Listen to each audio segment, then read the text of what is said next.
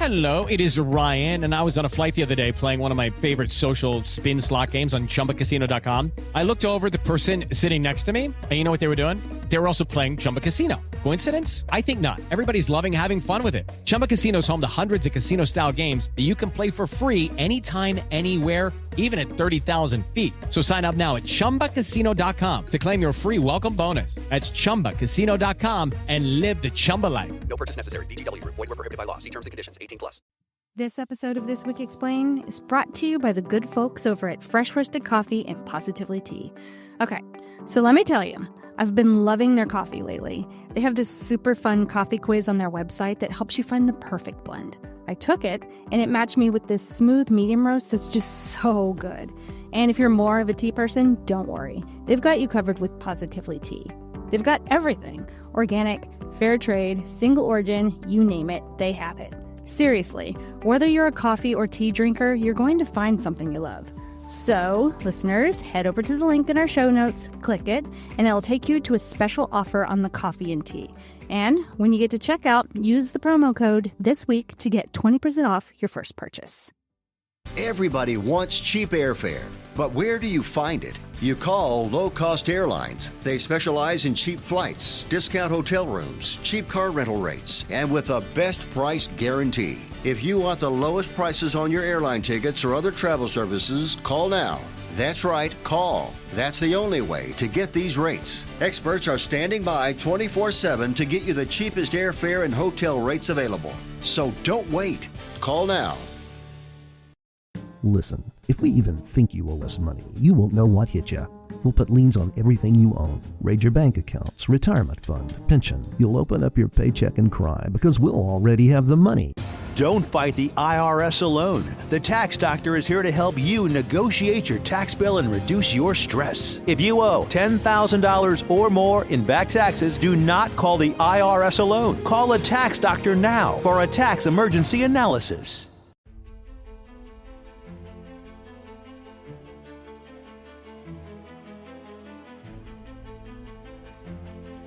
Welcome to This Week Explained, the podcast that cuts through the noise to help you make sense of our ever-changing world. I'm Tiana, and each week my co-host Kervin and I break down the biggest global events and explain what they mean for you. This week, we're breaking down the latest on the wars in Ukraine and the Middle East, the growing protests in Turkey, and the newest U.S. intelligence report on the biggest threats to the homeland. Oh, and apparently Kervin has a lot to say about the recent revelation that strikes in Yemen were coordinated through a messaging app. There's a ton to unpack, so let's get right on into it. First, we're going to start with the latest from the war in Ukraine. Russia and Ukraine have agreed to a maritime ceasefire in the Black Sea, and that was brokered by the United States during talks in Riyadh. So, this is where you get to come in now. Can you break down what this agreement actually entails? Yeah, so this agreement, which is being hailed as a tentative step toward peace, I would say is far from a comprehensive agreement that I think Trump was looking for. So right now, both Russia and Ukraine have committed to ensuring safe passage for commercial ships that are going through the Black Sea. They've also agreed to halt military strikes there, as well as preventing the use of commercial vessels for military purposes. The two countries also agreed to ban strikes on energy facilities in each other's territories, but there are some major caveats here. Russia has made it clear that the ceasefire will only come into effect if certain sanctions on their country are lifted. And these include sanctions on Russian banks that are involved in food and fertilizer trade. Also some sanctions within the SWIFT financial network, and Russia wants the U.S. to kind of make Europe agree to reconnect that SWIFT financial network. Well, I mean, that sounds like a huge ask from Russia. So how has Ukraine responded to these conditions? Have they put out any conditions of their own? Well, I mean, Ukrainian President Volodymyr Zelensky has accused Russia of lying about the terms of the agreement. So that's their response to it. And he's particularly skeptical of Moscow's claim that the energy ceasefire began on March 18th. Ukraine disputes that. And Zelensky has also warned that any movement of Russian warships beyond the eastern Black Sea will be treated as a violation of the agreement and a direct threat to Ukraine's national security. So, as we saw with the Israel-Hamas ceasefire, there's already tension over the terms.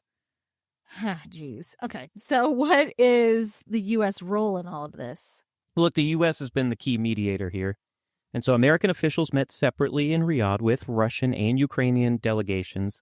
The U.S. has also made commitments to both sides. Now, for Ukraine, they've pledged to help with prisoner exchanges, the release of civilian detainees, and also the return of Ukrainian children who were forcibly transferred to Russia. Oh, yeah, I remember that. Yeah, we did report on that 2 years ago. Yeah, 3 years ago. Yeah, that's true. It was around this time 3 years ago because they started moving children out of Ukraine into Russian territory, which Russia denies that they've done that. But it's good to see the U.S. pushing to show that reunification. Right. These families that have been missing their children for 3 years. Exactly. Now, for Russia, the U.S. has agreed to assist in restoring its agricultural exports, including reducing maritime insurance costs. They're also working to improve access to ports for Russian vessels. But again, this is contingent on sanctions being lifted on Russia, and that is the sticking point. So the U.S. can help Russia lower insurance costs, but they can't help us lower our insurance costs. Oh, no. They're going to lower Russian insurance costs and jack up our... And now they're not going to do that, but it seems that way. It feels that way sometimes, doesn't it? Okay, so let's talk about the bigger picture here. Is this ceasefire a real step toward peace, or is it just another temporary measure that could possibly fall apart? Yeah, I mean, that's always the big question. That was the big question with the Israel-Hamas ceasefire. Now, on the surface, this agreement is a positive development. It's the first time in a while that both sides have made concrete commitments on de-escalation. But the trust deficit between Russia and Ukraine is as massive as the one between Israel and Hamas. And Russia has a history of breaking these agreements, and there's also this real risk of a false flag operation. If you don't remember what a false flag operation is, it's where one side, Russia, stages an attack and then blames the other, Ukraine, so that it can then invade the country. That's just one example that I'm using. Other countries use false flag operations as well. Now, Ukraine has already made it clear that it will respond militarily if Russia violates the terms. So, while this is a step forward, it's a fragile step forward. Okay, so what about the reactions from other players like Europe? Obviously, European leaders are cautiously optimistic. The UK has welcomed the deal, but they have not committed to easing any sanctions on Russia. Meanwhile, European Council President Antonio Costa has emphasized the need for Europe to bolster its defense capabilities. We all believe that Europe needs to be bolstering their defense capabilities. We all agree. Yes. And they are warning that Russia's aggression in Ukraine could easily spill over into other regions in Europe. All right, well, let's shift gears a bit. The Black Sea isn't the only focus of these talks. Like, what else is on the table? Oh, that's another great question. So the talks have touched on several other critical issues, energy infrastructure, which I mentioned earlier. So both sides have agreed to avoid targeting each other's energy facilities, but strikes have continued despite this. Another major topic is Ukraine's NATO ambitions. We all know Russia wants Ukraine to abandon its goal of joining NATO, but Ukraine sees NATO membership. Sorry, my tongue is tied today, and I apologize to everyone. We'll get through it. We're going to get through this. So Ukraine sees NATO membership as really its only security guarantee. They think if they are part of NATO, Russia will not invade again. Now, the U.S. has not completely ruled out NATO membership for Ukraine, but they do acknowledge it is not an immediate prospect. There's also the issue of Ukrainian minerals, particularly those rare earth minerals that we so desperately want. Yeah, we desperately want 50% of the profits off of those rare earth minerals. So the U.S. and Ukraine are negotiating a deal that's going to give the U.S. financial returns from developing these resources. But look, we saw it live and in person. Those talks have hit roadblocks, and that's partly due to tensions between Zelensky and Trump. speaking of Trump, he's been heavily involved in these negotiations. So what is his role in all of this? Yeah, he's the deal maker, right? The art of the deal. He's the central figure in all of these talks, and it's particularly true in brokering the Black Sea ceasefire. He's also floated the idea of the U.S. helping to modernize Ukraine's nuclear power plants, though Zelensky has denied any discussions about U.S. ownership of Ukrainian infrastructure. Now, Trump has also hinted at easing sanctions on Russia if it agrees to end the war, but he's facing criticism because, as we always say about Trump, he tends to be a little too lenient on Russia. Well, it seems that there's significant political maneuvering taking place behind the scenes, with some of it playing out publicly in the media. All right, Kervin, so as we close on this topic, what key developments should we be keeping an eye on in the weeks ahead? Yeah, look, I'm really waiting to see if Russia actually honors its commitments. Are we going to see some violations over the next few months? Also, watch for any movement on sanctions. So that's whether the U.S. or Europe is going to ease restrictions on Russia. And then finally, I'd say pay attention to the broader peace talks. So this is just a ceasefire. It's just one piece of a much larger puzzle. So if it holds, it could pave the way for more comprehensive agreements. But if it fails or it falls apart, it could escalate the conflict even further, and that could cause a rift in the Trump administration. It would also be very destabilizing for Europe if this were to happen. Well, thank you, Kervin. We will obviously be keeping a close eye on those developments, as we have been doing for many years now. For now, let's get into another conflict that we have been keeping an eye on for a few years. And right now, let's talk about the developments in Gaza. Israel has ramped up its military operations against Hamas, and there are some major shifts in strategy that we need to unpack. So, Kervin, let's start with what's happening on the ground route right now. What's going on? Well, look, unfortunately, Tiana, this week has been marked by a significant escalation in the conflict between Israel and Hamas. Israeli Defense Minister Israel Katz approved new operational plans for the Gaza division. That's the IDF division in Gaza. This has signaled a continuation of military actions against Hamas because the ceasefire collapsed. Now, the stated goal here is to secure the release of hostages, but Katz has made it clear that if Hamas refuses to cooperate, Israel's going to intensify its efforts in Gaza. This is going to include taking more territory, eliminating operatives, and dismantling Hamas's infrastructure until the group is completely defeated. And murdering more civilians. Yeah, it's going to mean suffering for a lot more people that just returned to Gaza. Because they were given assurances that they could come back. But yes, as we see, we can't trust everything they're saying, can we? So, obviously, that is a heartbreaking major escalation that has occurred over the past week. What is driving this shift in strategy? Look, it's a combination of factors. It's not just one thing. First thing is there's a growing frustration within Israel over the inability to fully neutralize Hamas, even after months and months of intense fighting. Now, Prime Minister Benjamin Netanyahu and his allies, particularly his far-right faction, are pushing for a more aggressive approach. And this week, we learned that the Israeli military has drawn up plans to reoccupy Gaza. It's a move that would mark a dramatic shift from their previous strategy of high-intensity raids, followed by withdrawals. Reoccupy Gaza? I mean, that's a huge step. What exactly would that look like in practice? Well, I can just tell you what it looks like according to the plans, or according to reports of the plans. So it involves calling up several combat divisions to re-invade Gaza. That would then be used to subdue Hamas and take control of large portions of the territory. Now, the idea here is to force Gaza's residents into a smaller humanitarian zone. Oh, good. A smaller place for them. Okay. Yeah, and I had this in quotes, humanitarian zone, because we're going to have to define what a humanitarian zone is. It has not been... It does not seem too humanitarian. Yeah.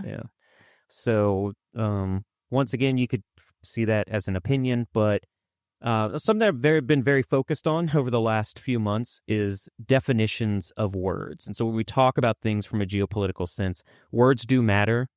And so what is a humanitarian zone to Israel and what's a humanitarian zone to the people of Gaza?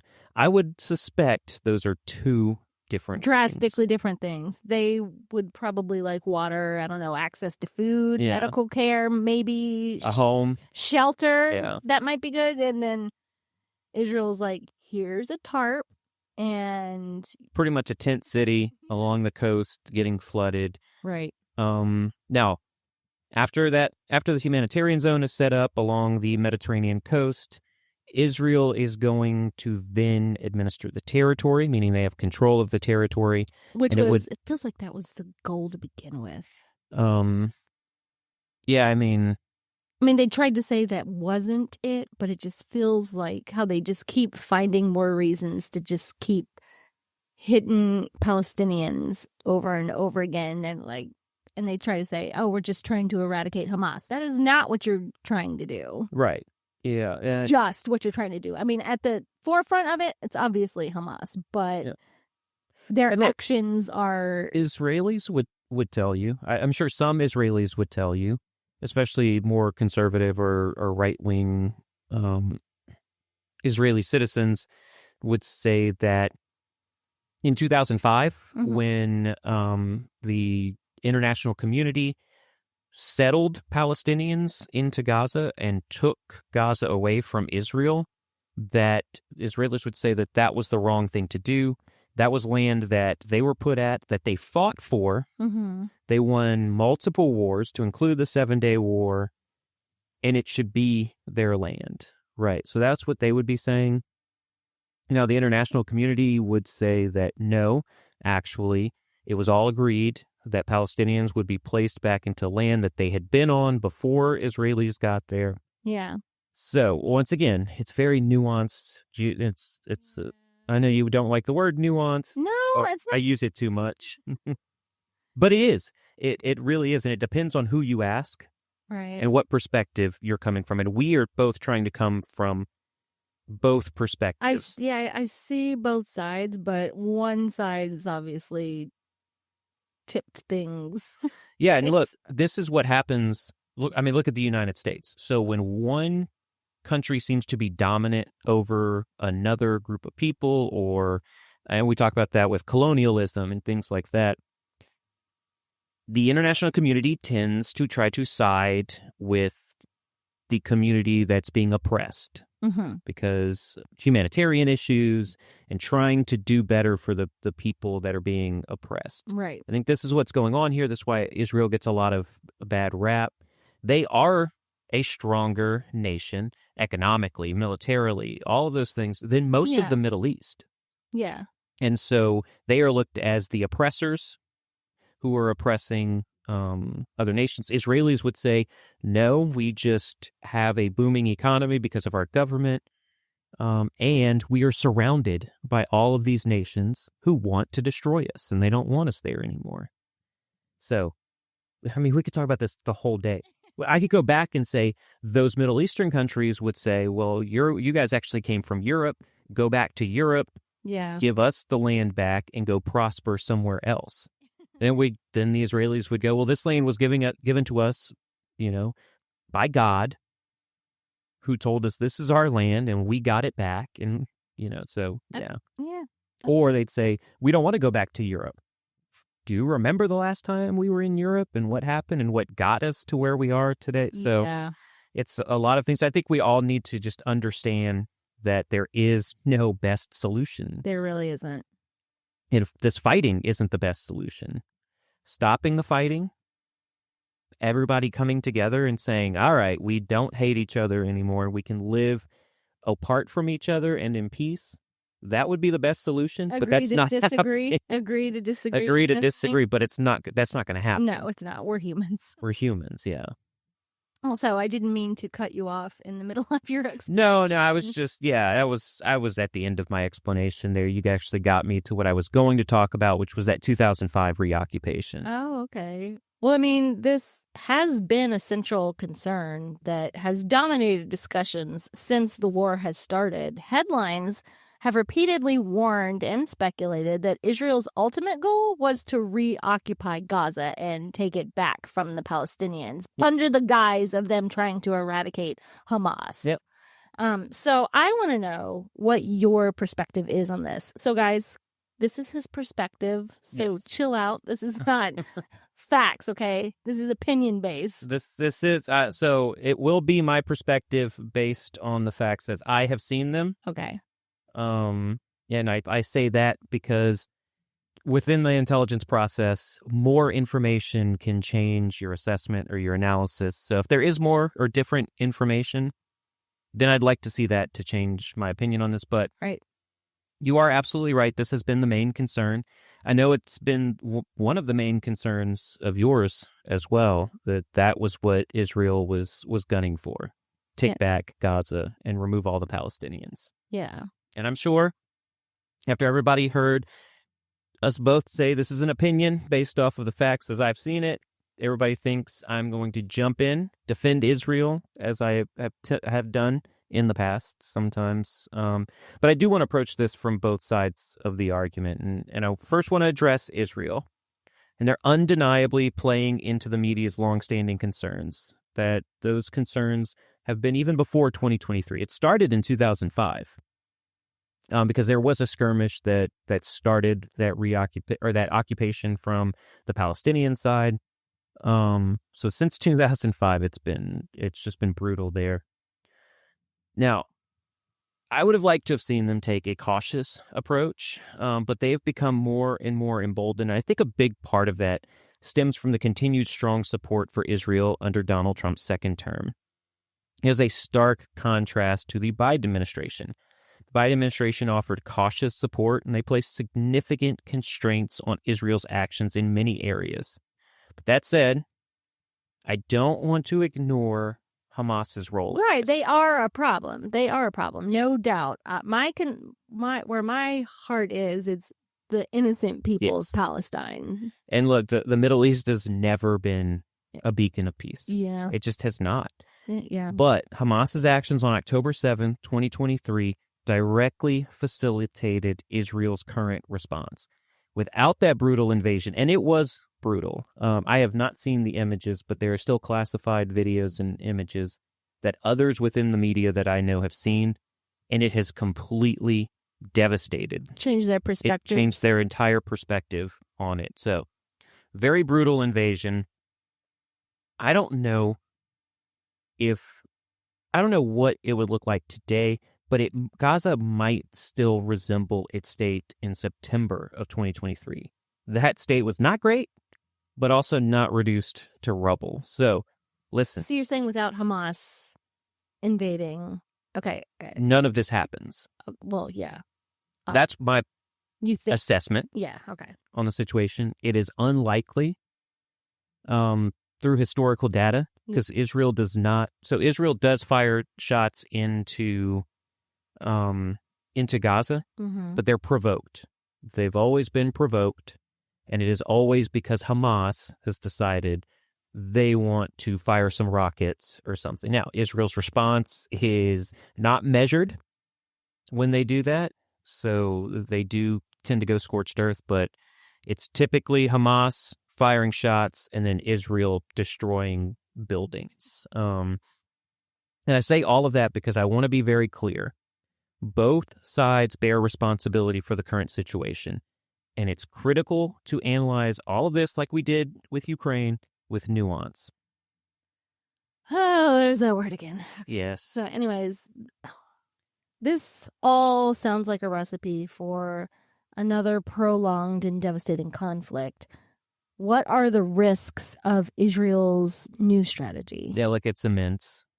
Reoccupying Gaza could spark a long-term insurgency within Gaza, and that would see Israeli troops facing constant attacks from Hamas remnants and maybe even new or different militant groups. Further radicalizing people. That's what's going on here. Yeah. People are being radicalized in all parts of Palestine and a lot of parts of the Middle East. Now, the humanitarian fallout could also lead to international condemnation and further destabilizing the region. Let's not forget the strain on Israel's own military. Analysts are already questioning whether the IDF even has the resources to sustain such a prolonged operation, especially given the need to deploy multiple combat divisions. Okay, so what is next? Like, where do you see this conflict heading in the coming weeks? I mean, that's a tough one. I don't know, but the signs point to a prolonged and bloody campaign. Israel's already broken the ceasefire with devastating airstrikes. They said Hamas broke the ceasefire. So it depends on who you trust there. But look, Israel seems determined to hold territory and dismantle Hamas once and for all. Now, the real question is whether the cost, both in human lives and political capital, will ultimately be too much for Israel to bear. Now, another pressing concern is the potential role of U.S. troops in this conflict.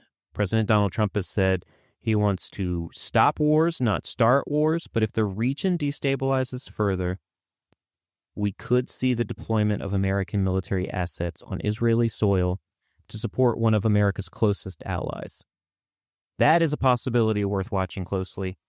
But for now, only time is going to tell how this all unfolds. Well, we will obviously continue talking about this as more develops. For now, we will shift to the political crisis that is unfolding in Turkey. I don't know if any of you guys have watched, but I saw a video of Pikachu running through. Oh. Yeah, he was wearing one of those Pikachu costumes. Oh, okay. And in Turkey, this is tight. Yeah. He was running away from the police or the security forces. Yeah. And it made me giggle. I mean, I know it's a serious situation, but he put on a Pikachu costume. Yeah. So. I thought you meant it was like a CGI Pikachu that they had a video of. No, it was a human being in a Pikachu outfit. Catch them all. Running down the street. I think that's what they say. I don't know. We're not. Gotta catch them all. I think so. Yeah. Sound right. Obviously, there is a huge political crisis that is unfolding in Turkey. But before we dive in, we are going to take a quick break for a message from our sponsors. So please stay with us. We'll be right back. If you turned 65 recently like me, it's important you find a Medicare Advantage plan that gives you the coverage you're looking for. But finding one can be difficult. The best thing I did, and I suggest you do the same, is call a licensed insurance agent and let them walk you through your Medicare Advantage plan options. There are so many benefits you have access to, so make the call now and let the representatives explain everything to you. Our licensed insurance agents can offer you a variety of Medicare Advantage plans. Plus, the call is free, the information is free, and there's no obligation to enroll. We're here to make it easy for you to select a Medicare Advantage plan that may work for your needs. Finding a Medicare Advantage plan can be easy if you do what I did. Make a quick call right now to learn more. Thank you. Call 877-476-1681. That's 877-476-1681. Call now. Conservative investors. What does the name Reagan mean to you? Reagan was the ultimate conservative. We at the Reagan Gold Group consider ourselves the ultimate conservative gold company. Do you as a conservative investor see the storm clouds of chaos and uncertainty approaching? We do. The stock market hates uncertainty, and there is lots of chaos on the horizon. High inflation, unsustainable debt, and political tensions are rattling the markets and creating volatility. Does your portfolio have an anchor in this storm? You have car insurance, homeowners insurance, and life insurance. But what about your retirement savings, your 401k? We urge all fellow conservative investors to learn about the one asset that could help keep your nest egg from cracking under all this economic pressure: gold. Call the Reagan Gold Group right now to get your free wealth protection kit and ask us how to get up to $15,000 in bonus coins. It is Ryan Seacrest here. There was a recent social media trend which consisted of flying on a plane with no music, no movies, no entertainment. But a better trend would be going to ChumbaCasino.com. It's like having a mini social casino in your pocket. Chumba Casino has over 100 online casino-style games, all absolutely free. It's the most fun you can have online and on a plane. So grab your free welcome bonus now at ChumbaCasino.com. Sponsored by Chumba Casino. No purchase necessary. VGW Group. Void where prohibited by law. 21 plus. Terms and conditions apply. Welcome back. As we said before the break, we are discussing the political crisis that is unfolding in Turkey. Istanbul's mayor, a key opposition figure and potential presidential candidate, has been arrested on corruption charges. His detention has sparked massive protests across the country and raised serious questions about the state of democracy in Turkey. That's right, Tiana. The mayor's arrest is a pivotal moment in Turkish politics. And it's not just about that one man. It's about the future of democracy in a country that's becoming increasingly authoritarian under President Erdogan. All right, well, as always with these situations, we like to start with the basics, so you have a nice little foundation of information. Then we'll fill in the gaps with everything else. Who is this mayor, and why is he such a significant figure in Turkish politics? So it's Ekrem İmamoğlu, and he is a 54-year-old mayor of Istanbul. He's also the member of the Republican People's Party, or CHP. That's Turkey's oldest political party. And he's known for his modern approach to politics that stands in stark contrast to Erdogan's divisive us versus them rhetoric. Now, he rose to prominence in 2019, and that's when he won Istanbul's mayoral election, and he actually defeated Erdogan's Justice and Development Party, or AKP, candidate, and it was seen as a major political upset. And even that election wasn't without controversy, right? Yeah, exactly. So after his initial victory, Erdogan's AKP candidate challenged the results, and Turkey's electoral authority annulled the election. So what do they have to do? They had to vote again. That vote was held once again 3 months later. İmamoğlu won by an even larger margin, over 800,000 votes. Nice. That victory was a significant blow to Erdogan, as Istanbul has been under Islamist rule for 25 years, and Erdogan himself began his political career as the city's mayor. So his rise has been a direct challenge to Erdogan's power, and we know... Does not like that. He doesn't like that too much. Mm-hmm. Okay, but now he's been arrested, and what charges have been levied against him? So he's been accused of corruption, including leading a criminal organization. Convenient. Yep, very convenient. Mm-hmm. Bribery. Also convenient. And bid rigging. So he didn't actually win the two elections. No, he rigged it in his favor, not Erdogan trying to rig it in his candidate's favor. There were also initial allegations of terrorism, because Erdogan claimed that he coordinated with the pro-Kurdish group that we've talked about before during local elections. Those charges have since been dismissed now. His supporters and many international observers believe these charges are politically motivated, and they think that it's designed to derail the mayor's presidential ambitions. Well, I think the citizens of Turkey might be correct. Could be. Could be correct. And obviously this all happened just as he was about to be named the opposition's presidential candidate, right? Yeah, that's correct. Timing. The timing convenient. I'd say highly suspicious. Highly suspicious. Yeah. Look, he was set to be the CHP's candidate for the 2028 presidential election, and his arrest came just days before the party's primary. Now, despite his detention, the CHP went ahead with the vote, and he remains their candidate. İmamoğlu remains their candidate? Yes. Even though he's behind bars right now? He is now the candidate. Okay. Also, his lawyer was arrested, but he's recently been released. I just saw that. Okay. Well, his arrest obviously has sparked protests across Turkey. Like, even Pikachu is in on it. Yes. So what's the scale of these demonstrations, and what do they signify? I mean, I can kind of gather from context clues that they're like, no, we voted for him twice. Right. And look, these protests are the largest Turkey has seen since 2013. Wow. Tens of thousands of people. So that's, 12 years ago? Wow. Yeah. 2013, that's 12 years ago. I don't want to talk about it. That just made me sick. Yeah. But this current protests has seen tens of thousands of people taking to the streets in cities across the country.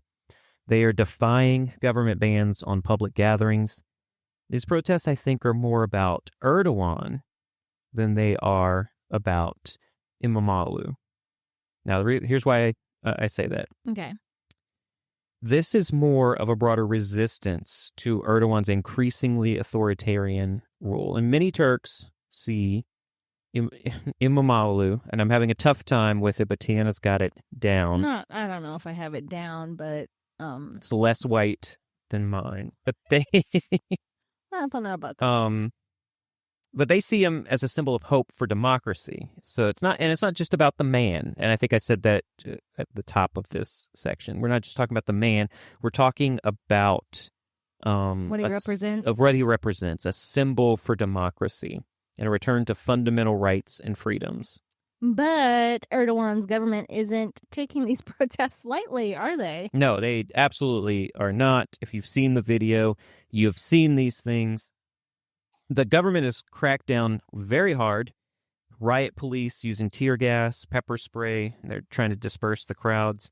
Over 1,100 protesters have been arrested, and social media platforms have been restricted to limit the spread of information. This isn't the first time that Erdogan has been accused of using state power to undermine his rivals. So how does this fit into his political strategy? Look, he's been in power for over 2 decades now. During that time, he's systematically eroded democratic institutions in Turkey. He's used the judiciary, the media, even the education system to consolidate power and silence opposition. Now, Imamoglu, his arrest is just the latest example of this strategy from Erdogan. So by targeting a popular rival, Erdogan is trying to eliminate any serious challenge to his rule ahead of that 2028 election. Speaking of the 2028 election, could he still run for president despite his arrest? Technically, yes. His detention alone doesn't disqualify him, but there are some other obstacles. Here's some interesting things that I found out. For example, his university diploma was recently voided. That is a constitutional requirement for holding office in Turkey. You have to have a university diploma. Mm-hmm. This move is widely seen as another attempt to block his candidacy. So you can be convicted and put in prison and still hold office, but if you don't have that university degree, you can't do anything. That's also interesting. Also sketchy and very convenient. That timing is very convenient. That is very, very convenient. Did they say what the grounds were for them? It's the same. Because of the corruption, we don't know that his degree is valid. It's corruption. I'm so right. Yeah, sorry. I'm saying it from Erdogan's perspective. Yeah, which he's like, he definitely did this, and so his degree's probably fake. All that. He's just all fake. Yeah. So I also think that if he's convicted on the corruption charges, he would be barred from politics as well. If you're charged with corruption, you shouldn't be in the government, is what they would say. Others would say Erdogan is corruption and should be barred from politics. But that's both sides of the story. Well, what about the economic impact? Has all of this political turmoil affected Turkey's economy? Yeah, it absolutely has. The arrest has rattled markets. Turkey's stock market and its currency have taken significant hits. The uncertainty surrounding his detention and the broader political climate is undermining investor confidence, and this could have long-term consequences for Turkey's economy. Well, before we wrap this up, what's your take on the bigger picture here? Like, what do you think this means for Turkey's future? Well, it's 2028, right? Elections. This is a critical moment right now for Turkey. All of these actions, plus the arrests of other opposition candidates worldwide, we talked in tons of other countries. Opposition candidates are being arrested for quote-unquote corruption charges or bribery. Or all those fun things. So that is just showing the fragility of democracy internationally, globally. Now, the protests show that there is still a strong desire for change among the Turkish people. but whether that will translate into meaningful political reform remains to be seen. If Erdogan continues down this path, Turkey risks becoming even more isolated on the global stage and further entrenched in authoritarianism. Well, 2028 is now a year that we are going to need to keep up with. Another wild year of elections. Yep. We all remember how last year went. Time to shift our focus to a major report that was released by U.S. intelligence agencies that identifies China as the top threat to American interests globally. So tell us, Kervin, what is the headline here? Yeah, no sensationalism here. The headline is that China has been officially labeled as the most comprehensive and robust military and cyber threat to U.S. national security. This is coming from the annual threat assessment, which reflects the collective insights of America's top intelligence agencies, and it paints a clear picture. Beijing is making significant progress in its military and cyber capabilities, and its ambitions are directly challenging U.S. dominance on the global stage. Well, that is a very strong statement. What specific threats are we talking about here?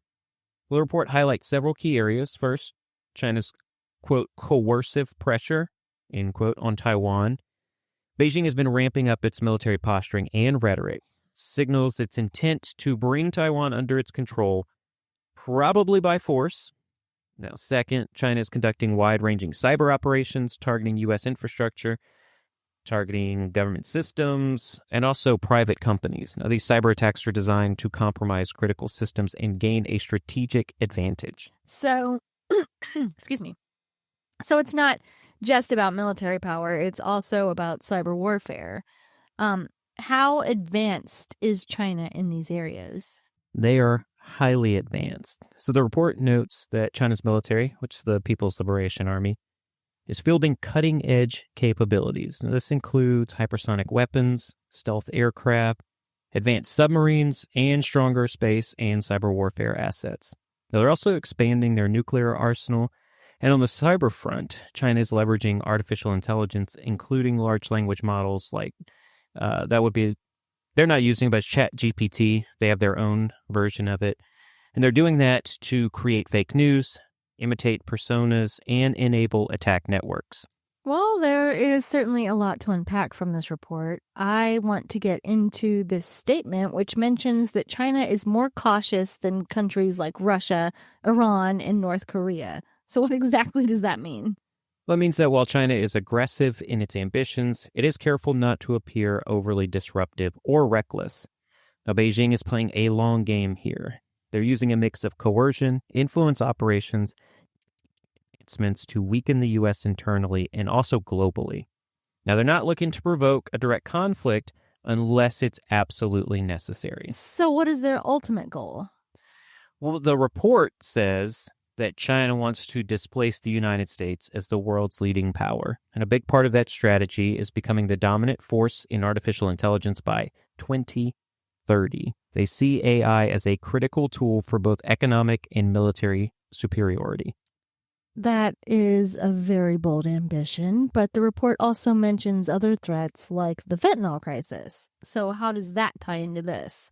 So the U.S. intelligence community points out that China has been reluctant to crack down on the flow of precursor chemicals used to produce fentanyl. We talked about that with the Mexico conversation, and that is fueling America's opioid crisis. Now, while Beijing denies any role in the crisis, the report suggests that China's inaction is tied to the lucrative nature of these chemical exports. This issue has become a major point of friction between the U.S. and China. And how has the U.S. responded to that? Well, the Trump administration, very publicly, imposed a 20% tariff on all Chinese imports as a form of punishment for Beijing's failure to address the fentanyl issue. But... You said fentanyl. Fentanyl, yeah. I know. Okay. I was going to keep going. Yeah, sorry. Maybe somebody picks up and we start a new term. Oh, no, that means a new drug. Yeah, thank you. We don't want that. No more opioids. No, please. Now, the Chinese government has been pushing back on this. They've accused the U.S. of using Cold War thinking and hyping up the so-called China threat to justify its own military dominance. So China is framing itself as a victim of U.S. aggression. Exactly, like a ton of countries do. Ton of terrorist organizations do that as well. Now, Chinese officials have been very vocal about this. They claim that the U.S. is leading a campaign to tarnish Beijing's global reputation that would undermine the Chinese Communist Party. They've also accused Washington of supporting Taiwan's independence, which they do. And China sees that as a direct challenge to Chinese sovereignty. Well, sounds like a classic case of two superpowers locked in a battle for influence. So that's fun for everyone. Mm-hmm. But the report also mentions, the other threats like Russia, Iran, and North Korea, and even non-state actors like drug cartels. So how do they fit into this? Yeah, while China is the primary focus, the report doesn't ignore the broader landscape. Now, Russia, for instance, is learning valuable lessons from its war in Ukraine, particularly about countering Western weapons and intelligence. Now, Iran and North Korea continue to challenge the U.S. with their nuclear ambitions and also regional destabilization efforts. Then there are what you mentioned, which were the non-state actors like Mexican drug cartels and Islamic extremist groups.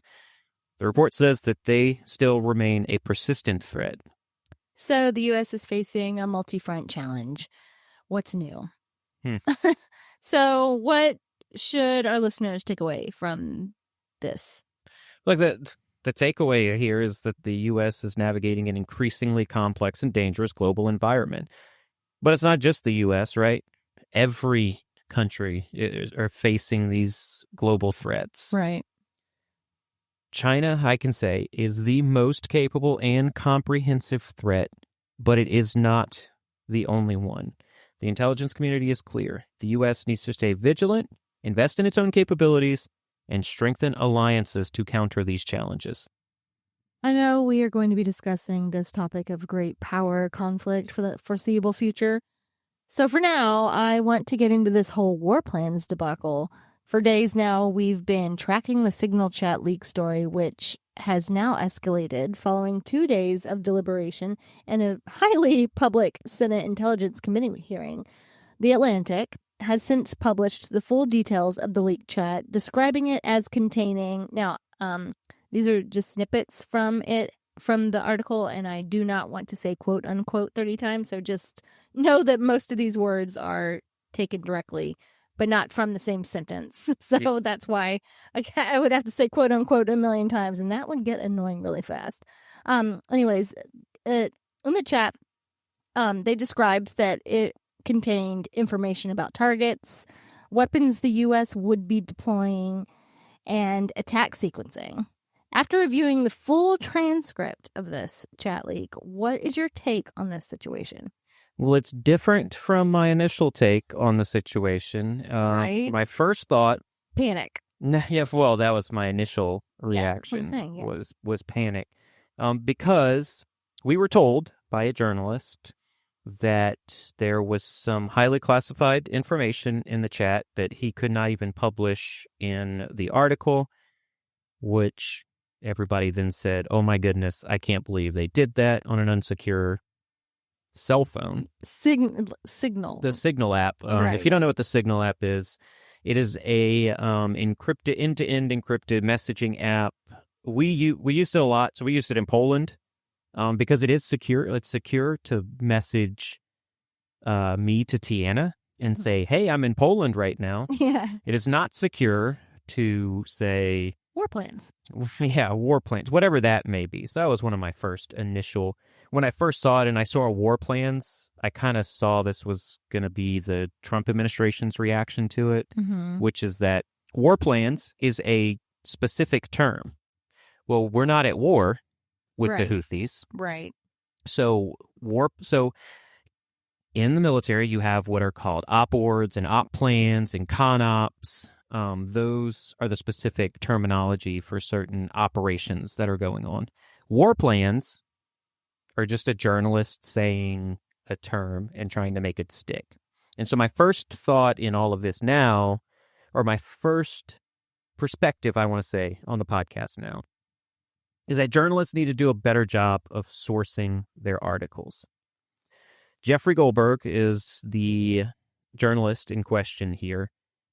And if he had consulted someone who had experience in these matters, that person may have cautioned him against using terms like war plans or attack sequencing. That's a legitimate military term.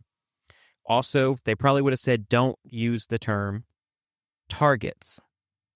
Within the Department of Defense, those terms have very specific definitions, and the information that I saw in the chat does not meet that criteria. So do you think it was like sensationalism? It was absolutely for clicks. Yeah. Because there is no specificity regarding targets. And then the only weapon explicitly mentioned is the Tomahawk missile, but everybody knows what that is. And while there is a timeline of operations, that timeline is the only part where the sensitivity lies, and that is not attack sequencing. Attack sequencing I can't even get into on this podcast. It's a very it's a direct term on what is happening, and it has a lot of moving parts to it, and this was not attack sequencing. So, while this is not the bombshell story that Goldberg thought he had, I do still think it's a serious issue. Right. They shouldn't have been discussing this Absolutely. on the Signal app. All right. So let's unpack all of this. If what you say is true and the information isn't classified, please explain why you think this is still a problem aside from, just using the Signal app. Yeah. Just using the application to go back and forth with heads of state. So the NSA did put out a month ago a report that said stop using Signal because it's not as secure as people thought it was. That still takes time to trickle down. The Signal was used by the Biden administration for secure communication. When I say secure, I mean end-to-end encryption. It's more secure than a text message between two people. So that I'm not saying it's classified or it's a secure network that you can talk about for classified means, but it's secure in that it takes a lot for someone to get into that system and get all of the records out of that system. But what happened here, is at its core an OPSEC violation or operational security violation.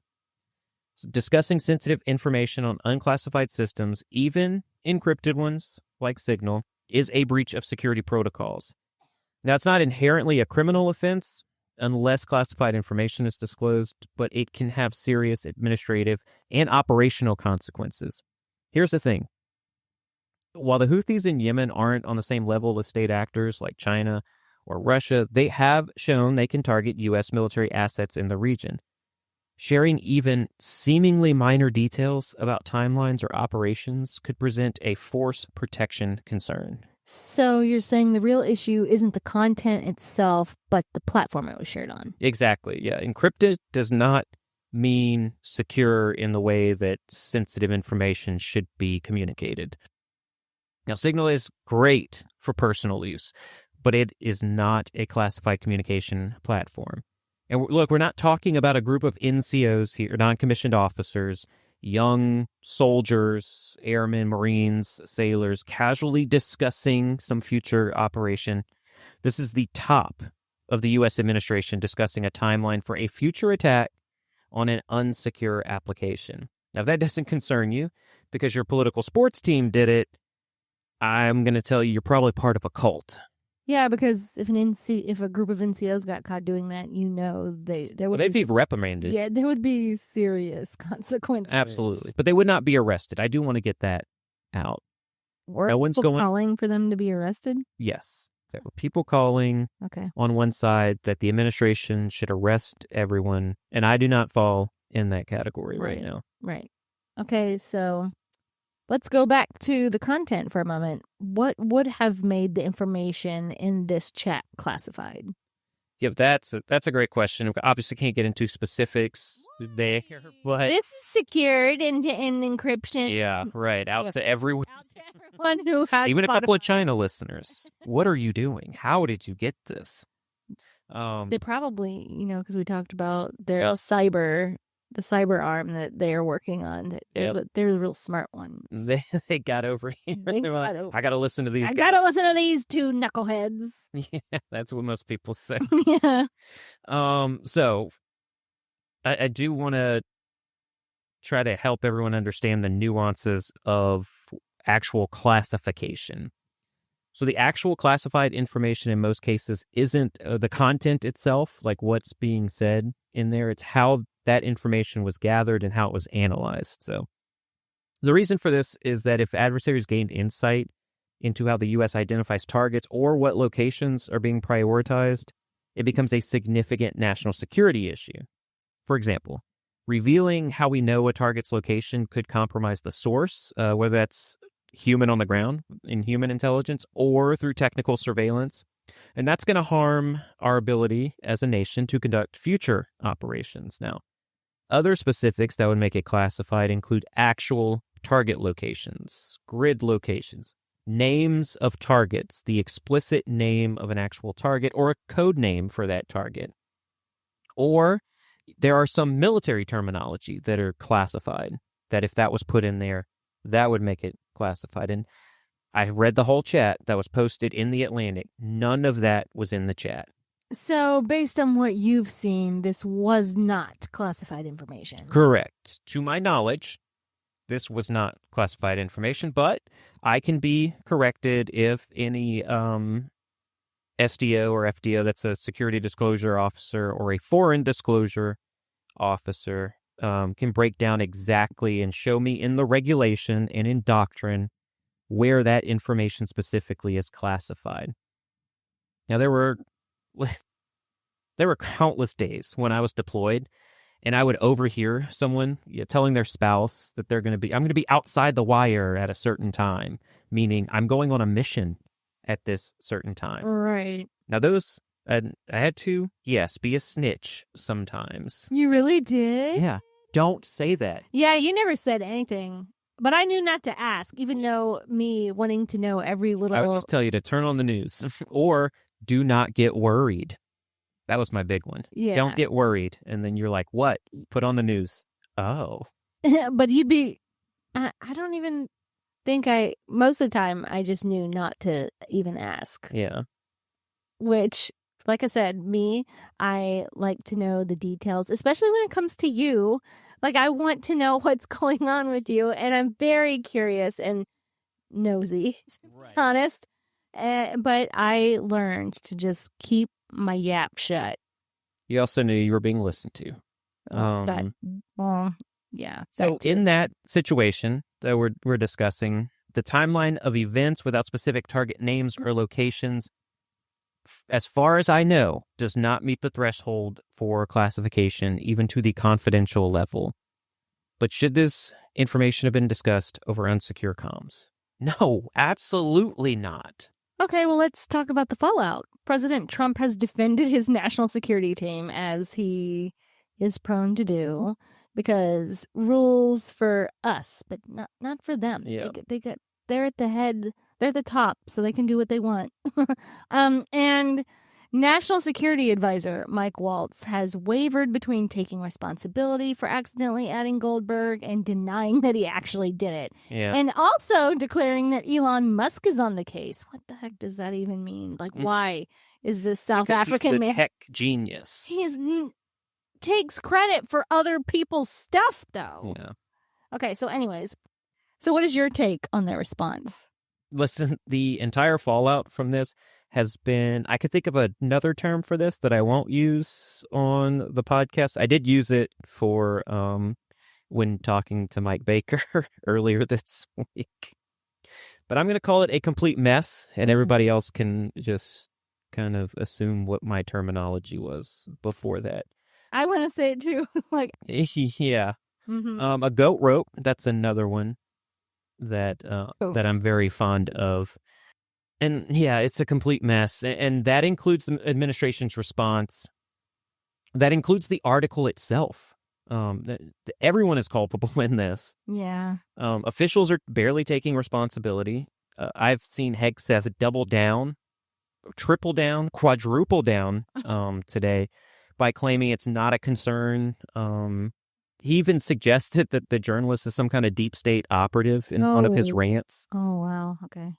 It was clear to me, and I'm not somebody who looks at body language and that kind of stuff, but having interacted with people, and especially majors in the Army, I could tell he was very stressed about this matter. It just in the way that he discussed it. He wants it to disappear. He does. This is embarrassing. And there's a way to make it disappear. Shut up about it? Just go, yeah, that was a huge mistake. We're going to get to the bottom. Oh, take accountability? Yeah. With this administration, it's everyone else's fault. Everything is everyone else's fault. Yeah, like that. And that's what I think. The administration needs to get a grip on this whole situation. Yeah. And someone needs to step up and take accountability. If not all of them, at least one person step up. Say, I did it. I was wrong. I take responsibility for it. I'm not going to do it again. I'm not even asking for you to be fired. I'm not going to do it again. Just and then we hold you accountable to that. Right. It is such a terrible look. And what started as laziness, in my opinion, has now turned into outright negligence. So when the American people voted for transparency in government, I do not think this is the kind of transparency that they were looking for. Not at all. So you don't think this is the massive deal that journalist was hoping it would be? This is your wheelhouse, obviously, and you were very upset in the initial discussions of what is now being termed Signalgate. Everything's a gate. Everything's government gate. stuff. And I don't think people realize this because I'm always talking about my intelligence background. But because of that comes direct experience in targeting and in these having these conversations. So I've actually briefed high-ranking commanders and government officials. Some you'd probably be surprised to hear, and that's why I hate them so much. Hate who? I'll tell you later. Oh, okay. On actual strike packages. And the idea that something like that could be done through a quick text is completely foreign to me. Like, I'm not, because the commander's not in the room, I wouldn't have my phone on me anyway, but I would not run out, go get my phone, and text the commander, this is what I think we should do on this, and this. I would not do that. It is so foreign to me. Now, to your question, is this a, quote, massive deal, end quote, or is it not a massive deal? And I just want to say that it really depends on how you define massive. So, is this the bombshell story that Goldberg thought it was? I don't think so. But it's not a nothing burger, as the media would say. But it's also not the release of classified information. So, it's not nothing, but it's not something, if that makes any sense. Kinda. Yeah, and it's because we go back to nuance, and it's a very nuanced issue. And nothing is ever simple. It really isn't. And opinions are going to vary. It's even going to vary among those of us with experience in targeting or intelligence work. I've spoken to people who were in the same position that I am, who do think that it is the threshold of classified information. I think what this is a clear example of incompetence and a failure to take OPSEC seriously. Even stating in the chat, we are all clear on OPSEC. That is what Secretary of Defense Pete Hegseth said. We are all clear on OPSEC. Obviously, you weren't, but you didn't know that. And that's a problem. That's a problem whether or not the information was classified. All right, do you have any final thoughts? Oh, okay. So that's not my final thoughts. Honestly, I think this incident should be a wake-up call for everybody. First, if you are defending the administration for not taking credit for this, please take a deep look into yourself and why you will not hold someone accountable. Like, whose fault is it then? Right, well, so, man, who do they think it is? The reactions have been wild. Yeah. People still believe that it's not a signal chat. This is some conspiracy, even after the White House has admitted everything is turned into a conspiracy. Yep, so they still believe not a signal chat. It was made up. They believe that The Atlantic and this journalist, who was part of Russiagate, he did the Russiagate articles that came out to be untrue, the Russia dossier, things like that. So that's already a mark against him. Exactly. He already printed. And I do believe he hates this administration. And when he got access to the chat, he probably thought, I have the greatest story right here. Yeah, this is going to end them. And I do think he thought it was classified information, but it's because he's not been a part of military operations. He doesn't understand. He didn't ask anyone. Yeah, and for people who were... He just rushed to put it out. I saw some journalists who do defense reporting who were saying, well, Secretary of Defense Hexeth had to copy and paste that information from a secure or from a classified system, paste it into the Signal app. Into my question to that would be, so then how did he copy and paste it on his phone? Was that so is it classified? Like, it makes no sense. What everyone is trying to make this on either side makes no sense. And we'll go back to moderates and people who just try to look at the world the way it is. Mm-hmm. And we are actually getting this right. It's a huge mistake. Mm-hmm. But that's it. It was a mistake. Stop being lazy. Get into a skiff and discuss these things. That's a big part of it. And look, I want everyone to know that even the highest ranking official that you love the most, they are capable of making mistakes. And these mistakes can carry serious consequences. But more than that, this is a test of whether we are willing to demand accountability. Because if we let this slide, we're setting a dangerous precedent for the future. And look, anyone out there who's trying to spin this, this was another thing. This 4D chess, that the administration did this on purpose, put the journalist in there because he hates the administration so much, so that... To see if he would leak it? See if he would leak it. And he did, and look what happened. He looks like a moron now. This is not 4D chess. Because they really did strike. Yeah. They really did strike the Houthis. Exactly. At the time that they said that they were going to. Stop watching spy thrillers and thinking it's true to life. Like, we're not all... What is the name of that guy? We're not Jack We're Wright. not Jason We're Bourne. not Jason Bourne. It is. That's not how regular. the world works. Even the most accurate, even, 0 Dark 30 is not as accurate as you think it is. Oh. And I'll stay quiet in that. That was one of the funnest times I've ever had watching a movie with you. Look, none of these people involved are James Bond. And that is abundantly clear, judging by the chaotic and disjointed responses that we've seen. Like the emojis. Yeah. And look, no one... There are people who can operate on that level of brilliance. It's not anyone in government ever. Sorry. Yeah. That includes me. He's still in government. I'm not that brilliant, and I wouldn't have some 4D chess on all of this. Yeah. This was not the strategy. This was incompetence. That's all I'll say. I'll finish out with that. That's it. You're done? I'm done. You're wrapped? I'm done talking about this. Well, as always, thank you so much for your insights. Is there anything else you want to discuss? Are we good? We're good? It's food time. Oh my gosh, it's my favorite time of day. Thank you so much for listening to This Week Explained. We hope that you found it both informative and engaging. If you have any feedback or suggestions for future episodes, we'd love to hear from you. For more in-depth coverage of these stories and more, be sure to follow us on social media at This Week Explained.